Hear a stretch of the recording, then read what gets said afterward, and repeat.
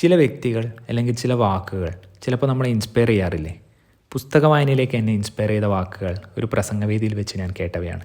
അതിങ്ങനെയാണ്: സാധാരണ ജീവിതം ജീവിച്ച് തീർക്കുന്നവർ ഒരു ജീവിതമേ ജീവിക്കുന്നുള്ളൂ. പുസ്തകങ്ങൾ വായിക്കുന്നവർ ഓരോരോ ജീവിതങ്ങൾ കൂടിയാണ് ജീവിച്ചു തീർക്കുന്നത്. ഒരുപാട് ജീവിതങ്ങളെക്കുറിച്ച് അറിയാൻ വേണ്ടിയാണ് ഞാൻ വായന തുടങ്ങിയത്. നമുക്ക് മുന്നേ ഇവിടെ ജീവിച്ചു മരിച്ചുപോയ ഒരുപാട് ജീവിതങ്ങൾ. അതുകൊണ്ട് തന്നെ എൻ്റെ വായനയിൽ ഞാൻ അധികവും വായിക്കാൻ ഇഷ്ടപ്പെടുന്നത് ആത്മകഥകളാണ്. കർണാടകയിൽ മന്ത്രിസ്ഥാനത്തേക്ക് വരെ എത്താൻ സാധ്യത കൽപ്പിച്ച കേരളത്തിലെ കുപ്രസിദ്ധ മോഷ്ടാവായ മണിയമ്പിള്ളയുടെ ആത്മകഥ തസ്കരൻ, മതതീവ്രവാദികളാൽ കൈവെട്ടിയെടുത്ത ജോസഫ് മാഷിൻ്റെ അറ്റുപോകാത്ത ഓർമ്മകൾ, NN പിള്ളയുടെ ഞാൻ, പുനത്തിൽ കുഞ്ഞബ്ദുല്ലയുടെ നഷ്ടജാതകം, ഇന്നസെൻറ്റിൻ്റെ ചിരിക്കു പിന്നിൽ തുടങ്ങിയവയാണ് എൻ്റെ ഫേവറേറ്റ് ആത്മകഥകളിൽ ചിലത്. നമ്മളെപ്പറ്റി മറ്റുള്ളവർ എന്തു പറയുന്നു എന്ന് നോക്കേണ്ടതില്ല. സ്വന്തം ഇഷ്ടത്തിനനുസരിച്ച് ജീവിച്ചാൽ മതി എന്ന് പലരും പറഞ്ഞു കേട്ടിട്ടുണ്ട്. പക്ഷെ ഞാനത് നോക്കും.